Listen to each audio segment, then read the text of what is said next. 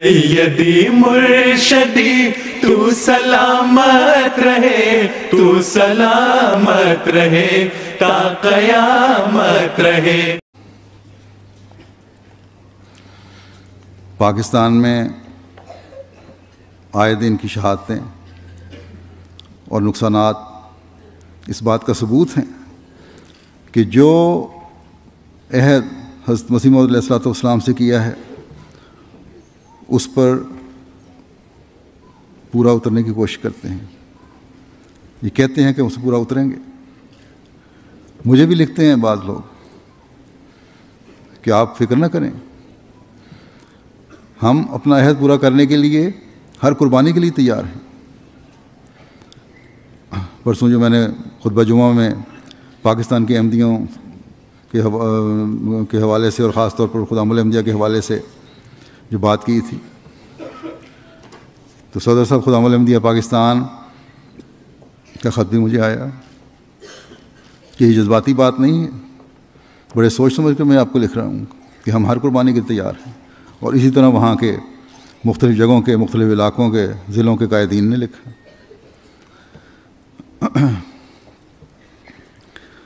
کہ ہم ہر دم اور ہر وقت اپنا عہد پورا کرنے کے لیے تیار ہیں، اور ہمیں آپ تیار پائیں گے اور دیکھیں گے کہ ہم جھوٹ نہیں بول رہے، ہم پیچھے ہٹنے والے نہیں۔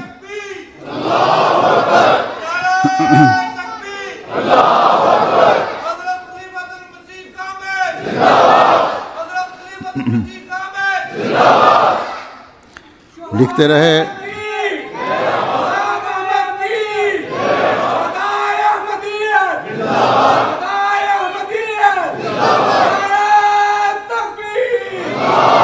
یہ لکھتے رہے کہ جتنے بھی ظلم ہم پر ہو جائیں آپ دیکھیں گے انشاءاللہ تعالی ہمارے پائے استقلال کو کوئی ہلا نہیں سکتا، کبھی اس میں لغزش نہیں آئے گی۔ جو ہم نے عہد کیا ہے پورا کریں گے اور پورا کریں گے انشاءاللہ تعالی۔ بس یہ وہ جذبہ ہے جو جماعتوں کو زندگی بخشتا ہے، چھوٹے سے چھوٹے عہد سے لے کر بڑے سے بڑے عہد تک ہر جگہ اپنے عہدوں کی حفاظت کا نظارہ دکھاتا ہے۔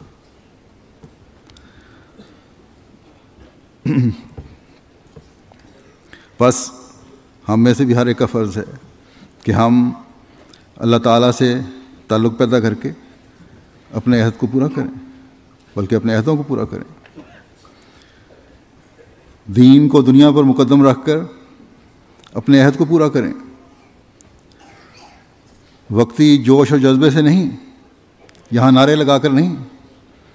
بلکہ مستقل مزاجی سے، جماعت سے ایک خاص تعلق جوڑ کر، اللہ تعالیٰ سے ایک خاص تعلق جوڑ کر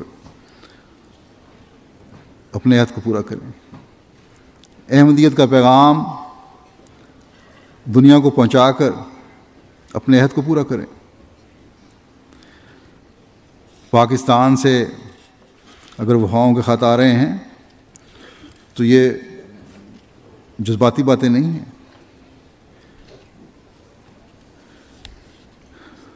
یہ عارضی چیزیں نہیں ہیں، ان کے خطوں سے ہی پتہ لگ رہا ہوتا ہے اور ان کے عمل سے بھی پتہ لگ رہا ہے کہ یقیناً ان کے دلوں کی آواز ہے۔ یہ مستقل مزاجی سے اپنے فرائض ادا کر رہے ہیں وہ لوگ۔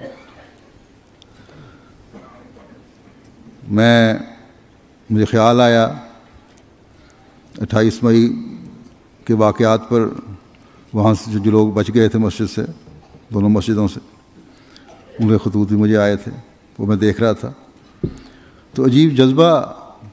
نظر آتا ہے کسی نہ کسی خط میں۔ تو میں نے سوچا کہ یہاں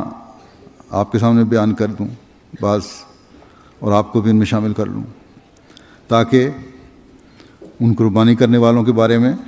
آپ کو بھی پتہ لگے اور آپ کو بھی ان کے لیے دعا کی تحریک ہو جائے۔ ایک خط میں ایک ہمارے وہاں لاہور کے ایک انصار اللہ کے عہدیدار بھی ہیں، مجید بشیر، وہ لکھتے ہیں کہ نماز جمعہ کے لیے بیت النور میں تھا اس دن، کہتے ہیں حضور اس طرح نہیتے لوگوں پر گولیاں برسائی گئیں، بم پھینکے گئے، گولیاں کس طرح دائیں بائیں سے گزرتی رہیں، اس کا بیان ناممکن ہے۔ جب حملہ شروع ہوا تو مولانا شاد صاحب نے قرآن مجید کی آیت وَلَا يُبَدِّلَنَّهُم مِّن بَعْدِ خَوْفِهِمْ أَمْنًا کی تفسیر بیان کی، اس دوران میں تفسیر بیان کر رہے تھے۔ اس واقعے کے بعد ہمارا ایمان اور بھی تازہ ہوا کہ انشاءاللہ تعالیٰ ضرور خوف کو اللہ تعالیٰ امن میں بدلے گا، اور ان سے ضرور بدلہ لے گا جنہوں نے احمدیوں کو نماز جمعہ کی ادائیگی سے روکا۔ پھر لکھتے ہیں موت کو سامنے دیکھ کر ایک ہی دعا تھی جو زبان پر جاری رہی